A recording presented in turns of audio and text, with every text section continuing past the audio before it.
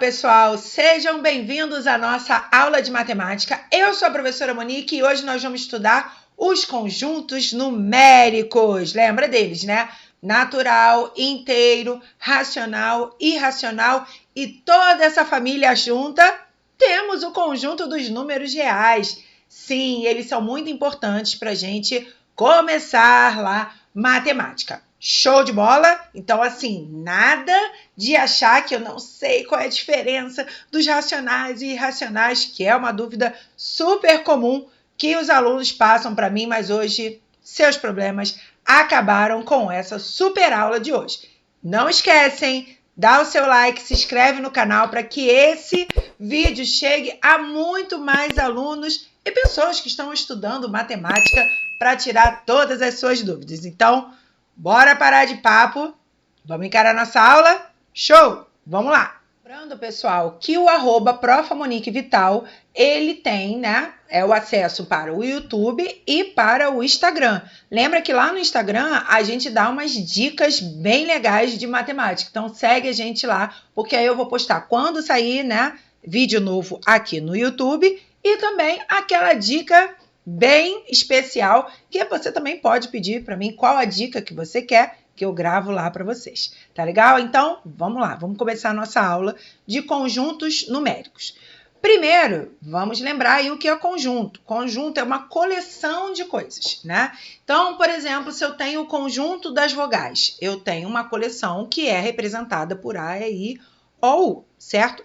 Como aqui a nossa aula é de conjuntos numéricos, essa coleção de objetos que a gente está falando, que representa conjunto, ela vai ser formada por números, porque é conjuntos numéricos. Só que o que vai diferenciar, né, cada conjunto numérico que a gente vai olhar? É uma característica que torna aqueles números semelhantes. Uma característica que eu olho e falo assim, realmente, esse número aí é um número racional ou um número irracional. Então, ele tem uma característica que vai lembrar a gente qual é o conjunto numérico ao qual esse número pertence, beleza? O primeiro conjunto que a gente aprende é o conjunto dos números naturais, que é aquele número que a gente conta naturalmente, 0, 1, 2, 3, é aquele que a gente, né, a gente é pequenininho. Quantos anos você tem? Eu tenho 1 aninho, tenho 2 aninhos, 3 aninhos, né? Então, é o que a gente representa pela nossa idade. É claro, né? Não é porque não existe uma pessoa que tenha 1 milhão de anos que esse 1 milhão não seja um número natural, tá legal? Então, é só para a gente sacar qual é a representação desse número natural. Pode ser a nossa idade. Lembrando que esses conjuntos que a gente está trabalhando, eles são infinitos, tá legal? Então, não é de 0 até 10 que é um número natural, é infinito. E ele vai lá de 1 em 1, só lembrar da nossa idade, beleza? E aí, surgiu algumas necessidades, porque esses conjuntos, eles vão, né, aumentando ou sendo representados quando a gente tem alguma dificuldade de representar alguma coisa na nossa vida. E aí, lá atrás, né, o pessoal teve dificuldade de representar, por exemplo, quando eu estou devendo alguma coisa. Então, pensa o seguinte, você vai lá, né, na padaria do seu Zé, e aí você quer comprar um chocolate, mas você não tá com aquele dinheiro. Aí o seu Zé chega para você e fala assim, olha, pode levar o chocolate, que eu vou anotar aqui no meu caderninho que você está devendo R$5. Lá, muito antigamente, né, não tinha como a gente representar essa dívida de 5, né? Vamos botar assim, porque eu não sei, né, qual era a moeda da vez. Então, dívida de 5. Então, olha, dívida de 5, por que a gente não cria um conjunto numérico que represente isso? Então, foi pego, né, o conjunto dos números naturais e fez tipo uma reflexão, né, para a parte negativa. Então, por isso que o conjunto dos números inteiros é o conjunto dos números naturais mais os números representados com o sinal negativo. Aí, quando a gente aprende, né, os números inteiros, a gente, na reta numérica, essa parte aqui, a gente coloca um sinal positivo para diferenciar parte positiva, parte negativa dos números inteiros, beleza? E aí, esse número negativo, Uma das aplicações dele é quando a gente está devendo alguma coisa. Então, menos R$5. Tá legal? E eu costumo falar que o zero, ele é o divisor de águas aí, quando a gente está falando de números inteiros. Porque é ele que separa números positivos, números negativos. Beleza? Isso é muito importante. Por que eu estou chamando a atenção disso? Porque todo mundo me pergunta, e o sinal do zero? Qual é? Nenhum. O zero não tem sinal. Ele só divide aí essa galera que é positiva e negativa. Mas também me perguntam, mas olha só, às vezes eu vejo lá uma expressão numérica e tem um número, tem um sinal lá no zero. Mas quando isso acontece, é só para você organizar a expressão numérica. Vamos ver aqui um exemplo. Se tiver assim, menos 1, menos 0, mais 7, menos 13. Esse sinal aqui, ele não pertence ao zero. É só para a gente organizar.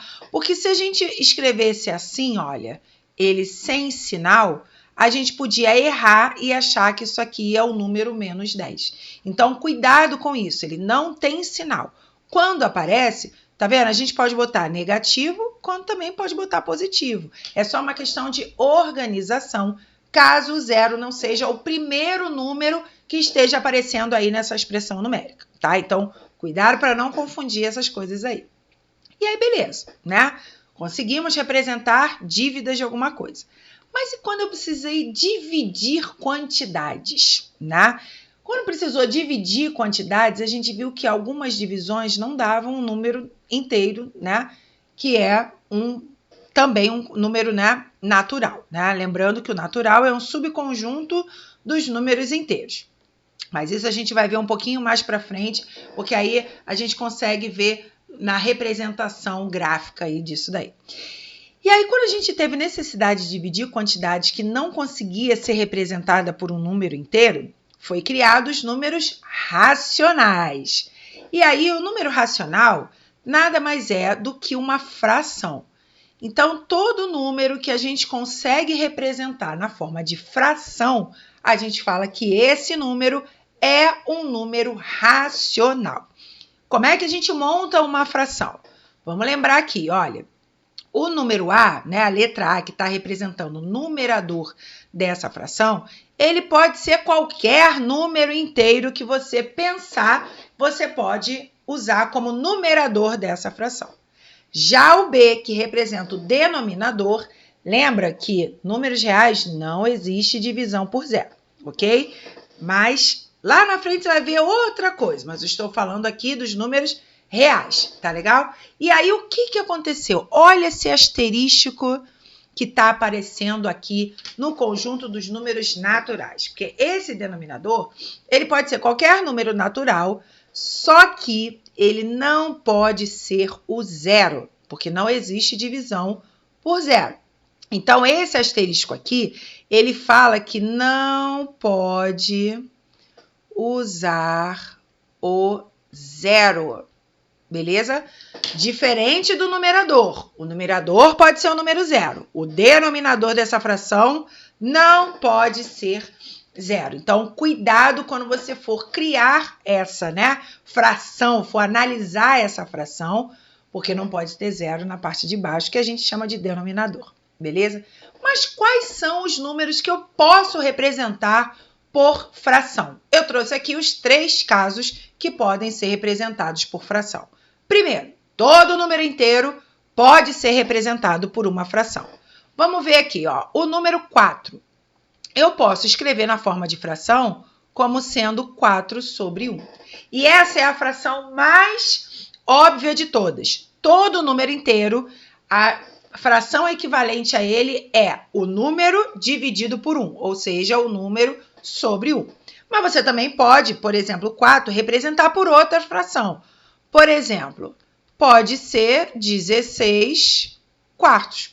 16 dividido por 4 dá 4. Lembra que fração, ela é uma divisão. Então, você pode representar dessa maneira. Só que nem toda fração, o resultado vai ser um número inteiro. Senão, não precisava ter os números racionais. Então, o outro caso são os decimais finitos. Lembrando, número decimal é um número que tem vírgula. Por que finito? Porque quando eu olhar a parte decimal dele, eu tenho uma quantidade finita de números representados ali. Então, por exemplo, um decimal finito é 0,5. Qual a representação de fração dele? 1/2. Outro exemplo aqui, ó, 0,25. Tá vendo que ele é um número decimal, porque tem vírgula, e eu consigo contar quantos algarismos formam a parte decimal. Isso é chamado decimal finito. 0,25, ó, é 1 dividido por 4. Então, eu consigo representar qualquer decimal finito por uma fração, beleza? Mas eu também tenho os decimais que são chamados infinitos. Por quê? Eu não consigo, a parte decimal dele, contar quantos algarismos tem. Ele é infinito, tanto que a gente usa os 3 pontinhos lá para representar que ele é infinito. Só que, para ser um número racional, que precisa ter uma fração. Lembra disso?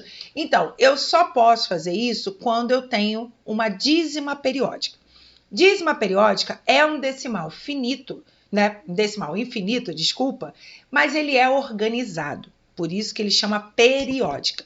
Então, um exemplo, 0,3333 infinito. Eu tenho uma organização, é sempre o número 3 que está repetindo. Vamos dar aqui um outro exemplo.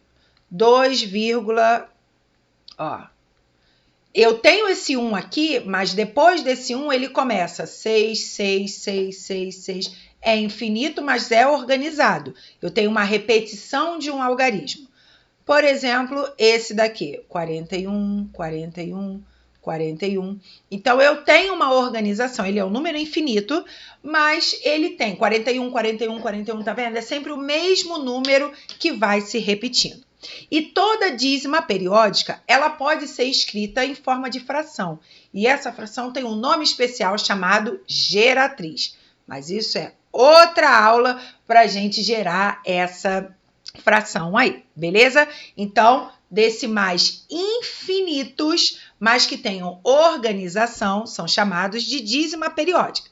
Dízima periódica é um número racional, porque eu consigo escrever na forma de fração geratriz, beleza? Isso daqui é um detalhe importantíssimo de saber, porque é isso que difere o que é um número decimal infinito, racional ou irracional. Então, olha só, o número irracional é todo número que não é racional. Então, são 2 conjuntos diferentes dentro dos números reais. Ou um número é racional, ou um número é irracional. É isso daí, beleza? Agora, como que um número é irracional? Lembra que a gente acabou de falar que todo número racional é número que pode ser escrito na forma de fração.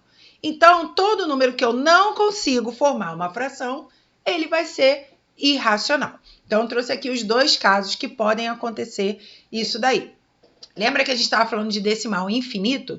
Se ele for uma dízima periódica, ele está lá nos racionais. Agora, se ele for um decimal infinito, que não tem uma organização alguma, ele é irracional. Então, um exemplo aqui. Você pode pensar em qualquer um. 1, 3, 4, 5, 7, 9, 1, 0, 3, 7 e assim infinito. Tá vendo que eu não tenho uma organização, eu não tenho uma repetição? Um exemplo disso aí é o número π. O número π, né? Ele é 3,1415. Aí você tem muitas casas decimais aqui, infinitas casas decimais que não tem uma repetição de número algum. Faz aí na sua calculadora para você ver que não consigo uma organização. Outra coisa que pode acontecer, outro tipo de número, são as raízes não exatas. Porque o que são raízes exatas? Por exemplo, raiz quadrada de 25. É 5, eu acho um número inteiro, beleza? Então, isso a gente chama de raiz exata. Mas, por exemplo, raiz de 2, eu não consigo. A gente até estuda isso, né? Mas a gente estuda uma aproximação da raiz não exata, beleza? Então, se você colocar aí na sua calculadora, raiz de 2 vai ser 1,41 e assim é um número infinito, mas que não tem organização alguma, tá legal? Então, isso é muito importante de saber. Se eu tenho um número decimal infinito, se tem organização, ele é um número racional. Se não tem organização, ele é um número irracional. Tá legal? Então, a gente precisa saber, por exemplo, o π é um número muito importante e quando for uma raiz não exata, porque ele pode não dar o resultado. Ele pode perguntar raiz de 3, raiz de 5, que são raízes não exatas. De cara, você já sabe que é um número irracional.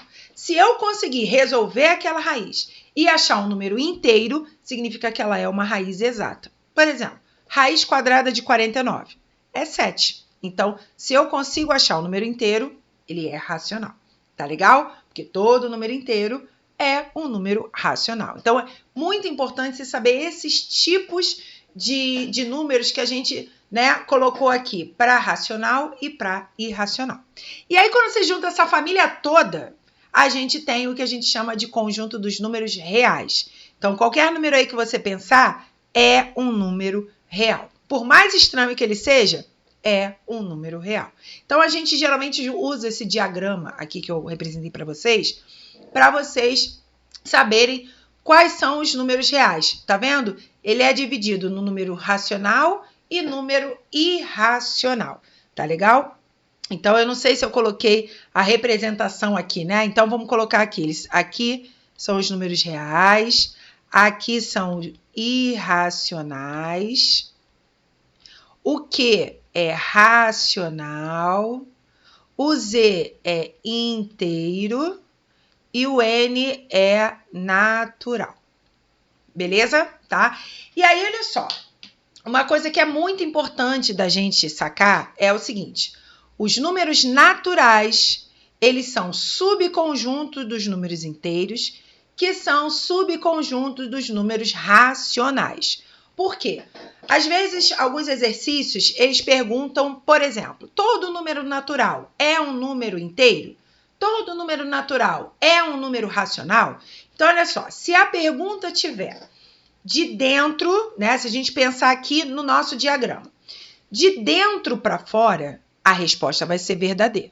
De fora para dentro, não vai ser verdadeira. Vamos ver um exemplo?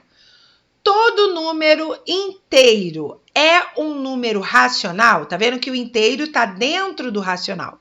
Então, a resposta é verdadeira. Sim, todo número inteiro é um número racional. Agora, se eu perguntar ao contrário, ó, eu estou perguntando de um conjunto externo, que é o Z, que é o inteiro, em relação ao natural. Vamos lá. Todo número, então é assim, qualquer número que você pensar que seja inteiro, ele também será natural? Então, eu estou perguntando de um conjunto de fora em relação ao conjunto de dentro. Todo número inteiro é natural? Não, isso não é verdadeiro. Se você pensar no número menos 10, ele é inteiro, mas ele não vai ser natural. Lembra que o natural é só número positivo. Tá legal? Então, se você souber esse diagrama, se você lembrar desse diagrama, sabe?